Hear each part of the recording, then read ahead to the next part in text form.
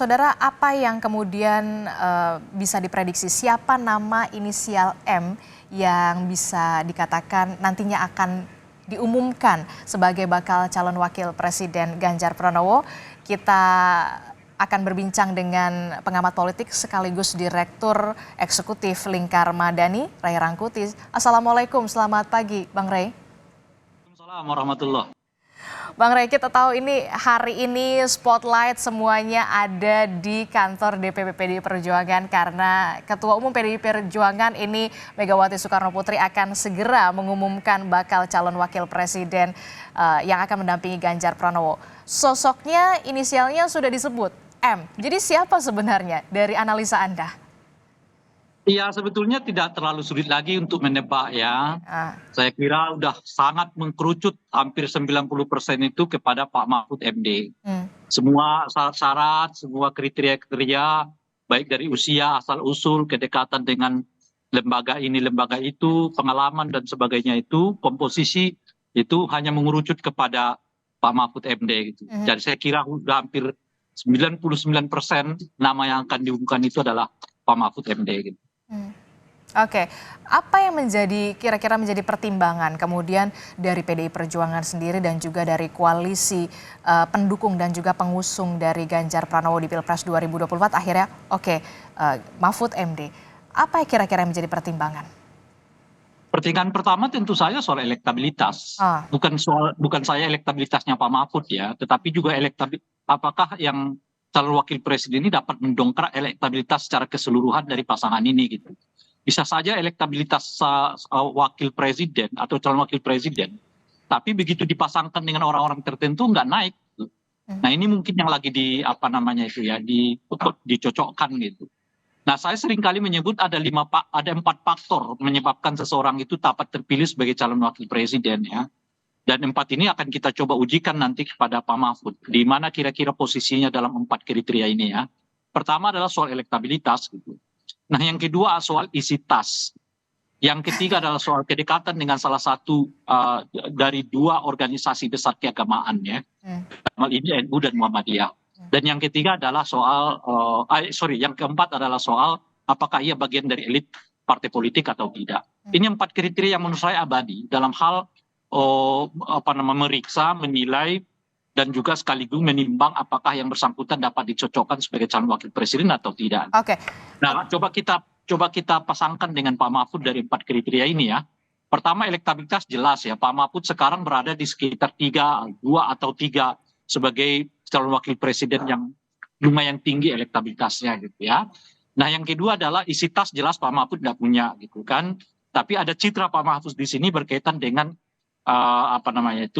seorang figur yang sangat peduli pada gerakan anti korupsi. Ini seperti menutupi apa yang menjadi kelemahan ya saya kira ya khususnya PDI Perjuangan yang dianggap sangat memiliki kontribusi pada revisi undang-undang KPK yang kemarin kan kira-kira gitu ya.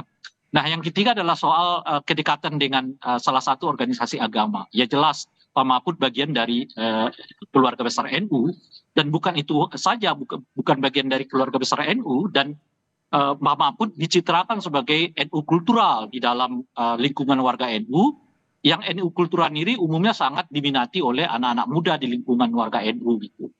Kalau misalnya mayoritas pemilih kita ini adalah generasi Z, yang saya kira juga sedikit banyak itu ada di lingkaran orang-orang NU, maka wajah Islam kultural ya ala Pak Mahfud itu tentu sangat memikat, sangat memungkinkan untuk memikat kaum milenial khususnya di kalangan warga NU gitu ya. Nah, yang keempat elit partai jelas Pak Mahfud bukan elit partai, tetapi beliau orang yang memiliki pengalaman lebih dari 20 tahun sebagai eksekutif sebagai pejabat negara gitu. Dan di hampir banyak posisi kan, dari Menteri Agama, anggota DPR ya, lalu kemudian Mahkamah Konstitusi, kembali lagi jadi Menteri dan sebagainya. Dengan akumulasi pengalaman yang begitu besar, tentu beliau bukan elit partai secara struktural, tetapi jelas beliau elit politik gitu. Jadi 2 hal yang berbeda.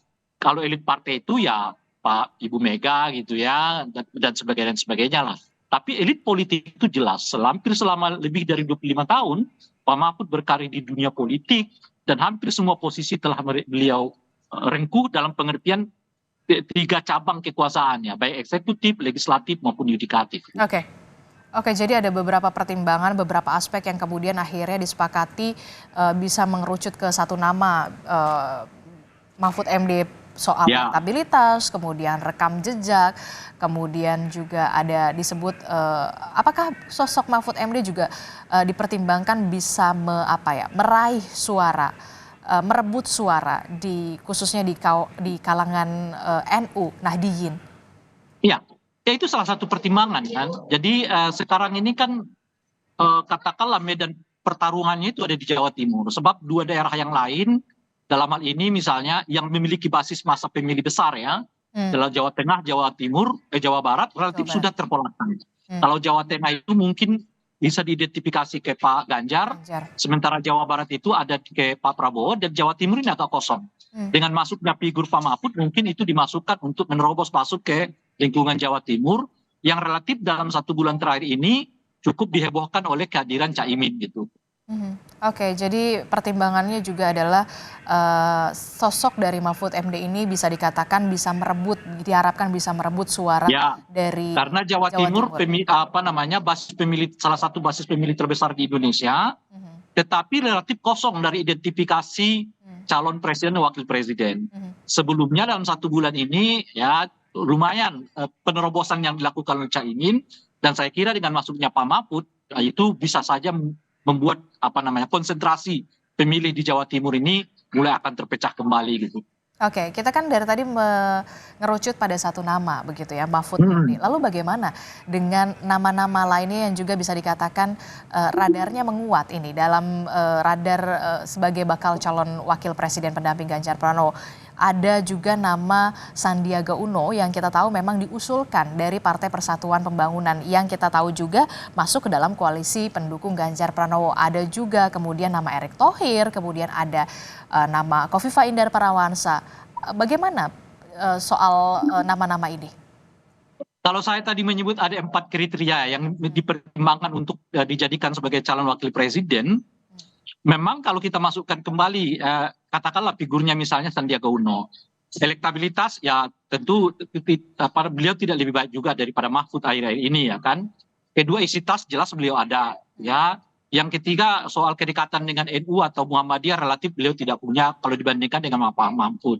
Kemudian soal elit ya, tentu Pak Sandiaga elit partai, tetapi Pak Mahfud adalah elit politik gitu. Jadi kalau dilihat dari 4 kriteria ini, ada 3 kriteria yang masuk ke Pak Mahfud gitu ya, dan hanya ada 2 kriteria yang masuk ke Sandiaga Uno. Itu pertimbangan pertama. Pertimbangan kedua adalah soal dari 4 kriteria ini sekarang yang paling dibutuhkan oleh Ganjar itu apa? Sebab boleh jadi kemudian dari 4 kriteria itu telah dipenuhi oleh Ganjar juga, sehingga nggak membutuhkan 4 kriteria itu masuk ke dalam satu figur gitu.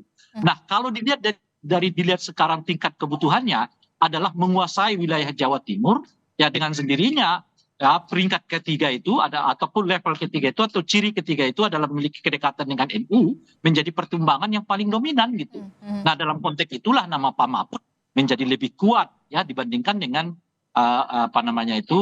Sandiaga Uno, ya kan, karena Sandiaga Uno relatif tidak teridentifikasi dengan baik Muhammadiyah maupun kepada NU gitu. Dan kedua adalah soal basis, kan salam ini yang diperhitungkan tuh sekarang adalah basis Jawa Timur, sebab seperti kita sebutkan tadi, kalau Jawa Tengah itu relatif udah terbawa lah oleh Ganjar Pranowo, Jawa Barat terbawa oleh Pak Prabowo, Jawa Timur kosong, maka dibutuhkan figur yang memang bisa dekat dengan warga Jawa Timur. Dalam ini lagi-lagi Pak Mahfud adalah pilihannya gitu. Oleh karena itulah ya dalam pertimbangan itu kelihatan sangat rasional kalau kemudian Pak Mahfud lebih bisa dipilih dibandingkan dengan Pak Sandiaga. Bagaimana dengan Ibu Khofifah? Saya kira Ibu Khofifah ini bisa sebetulnya bersaing dengan Pak Mahfud dalam kriteria-kriteria yang kita sebutkan, tetapi saya tidak tahu, boleh jadi persoalannya bukan pada pilihan koalisi Ganjar untuk memilih Ibu Khofifah, tapi boleh jadi kemudian Ibu Khofifahnya yang mungkin tidak siap untuk dijadikan sebagai calon wakil presiden. Nah disitulah artinya kalau Ibu Kofifa sendiri yang nggak siap, ya pilihan yang tersedia tinggal Pak Mahfud gitu. Oke, kita akan lihat bagaimana sebenarnya siapa sebenarnya sosok inisial M yang nantinya akan diumumkan sebagai Ya. bakal calon wakil presiden ya. Karena kita tidak Kalau tahu ya. kalau M kan bukan Kofifa, bukan Sandiaga, bukan Erick Thohir kan?